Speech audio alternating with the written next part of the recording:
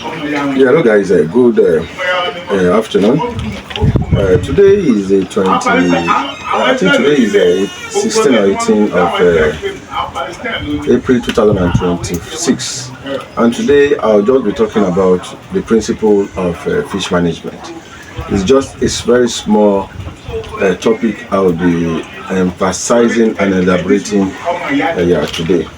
Fish management on its own is based on your capacity in rearing the fishes. How much can you really make in the fishes?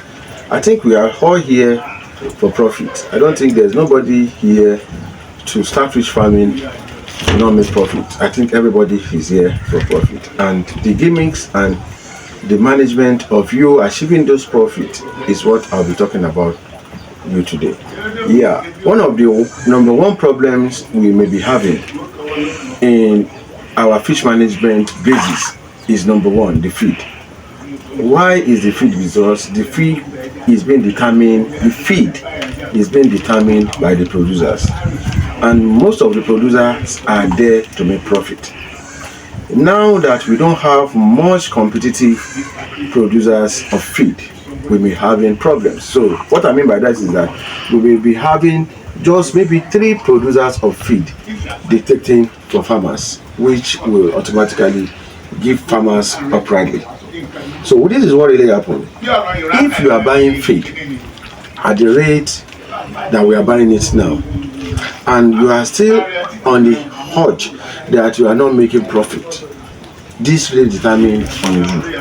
Most especially, let me give you a scenario. There's a branded feed I'm using. It's a locally floating branded feed that many people are using. I don't want to talk name because nobody is paying me for that. So I just want to use that for example because many farmers are using it.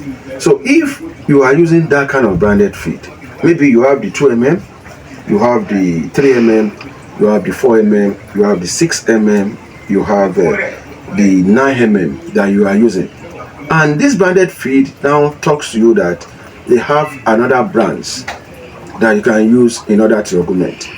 So some people get the other brands in order, maybe when they are getting their fishes to 6 they use those other brands in order to make that profit, but it's cheaper.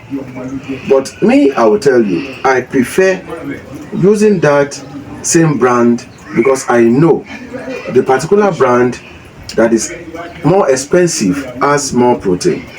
And the basis of you raising your fishes is to make profit, and the basis of you using the feed is to get more protein for your fishes that will build up the tissues of the fishes that will give them weight for you to sell. For example, if you are doing fish farming, you are selling weight, you are not selling fish.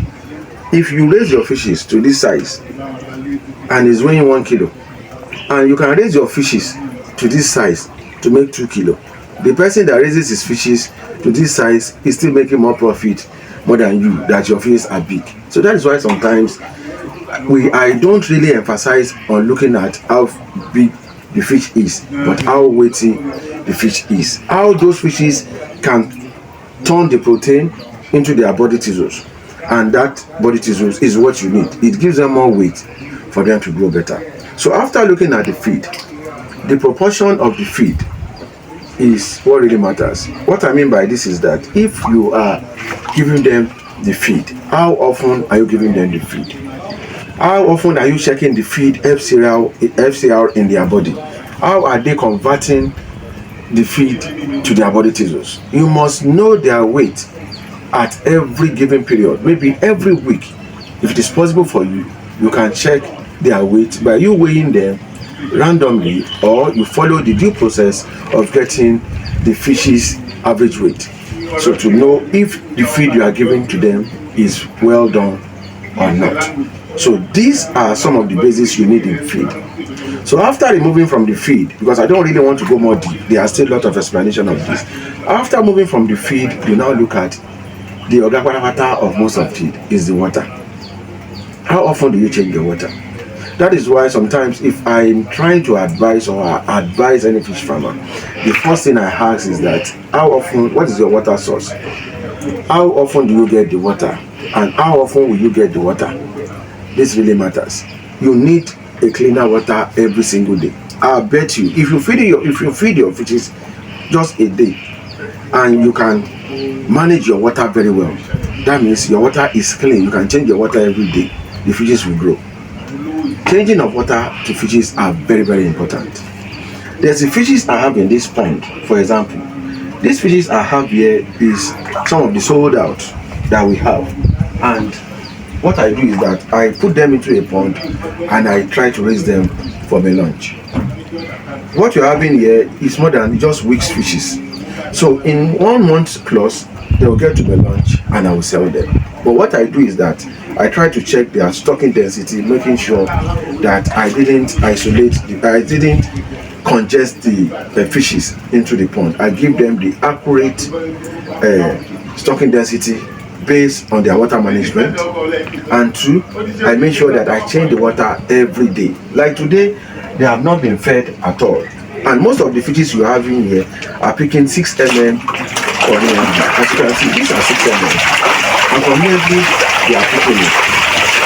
So this tells you how good and active are the fishes. So what I really do on them is that, number one, make sure that your source of fishes is good. Make sure that your water management is perfectly okay. Make sure that your stocking density is powerful. Make sure that your feed you are giving them is very, very good, nutritional and accurate. It has to be highly nutritional because they are fish. They consume more in every livestock. Fishes consume more proteinous food to do well. So those are all some of those parameters you will need. I don't want to make this video so lengthy. I think I will stop by now and continue this in my next episode. For those of you who would need our fishes will be ready in a week's time. If you need juveniles will be ready in a week's time. So in this space we have, in some of here we have our fishes going to fingerling size. So this is our fishes going to fingerling size. We have it in most of our ponds here.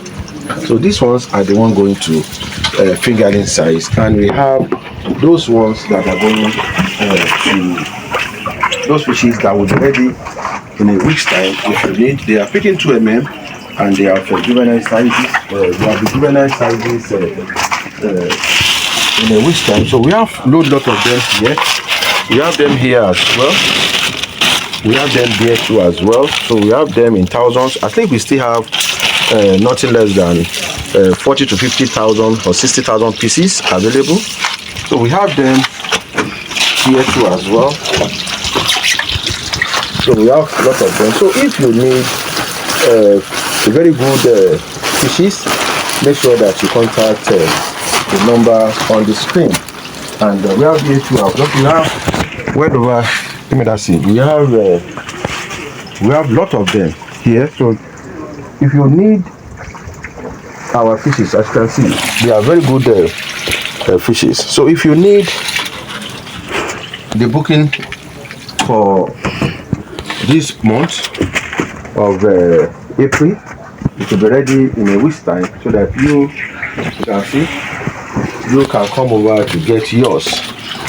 So you can come over to get yours. They are very good fishes. They are very rugged, active, and these fishes are fast-growing fishes. So we have nothing less than 60,000 pieces at present.